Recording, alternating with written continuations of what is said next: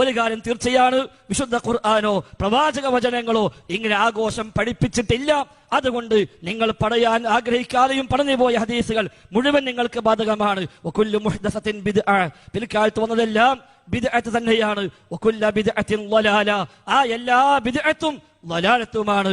വകുല്ല ളലാലത്തിൻ ഫിന്നാർ, എല്ലാ ളലാലത്തും വഴികേടിലേക്കുമാണ്. അത് നല്ല ബിദ്അത്ത് എന്ന് ന്യായം പറഞ്ഞിട്ട് ആ നല്ല ബിദ്അത്ത് ചെയ്തിട്ട് നല്ല രൂപത്തിൽ നരകത്ത് പോകാൻ ശ്രമിക്കണ്ട എന്ന് സൂചിപ്പിക്കാനുള്ളൂ. അതുകൊണ്ട് ഇസ്ലാമിൽ കൂട്ടിച്ചേർക്കാൻ ഒരാൾക്കും അനുവാദമില്ല, ആരും അങ്ങനെ ചെയ്യാവതുമല്ല.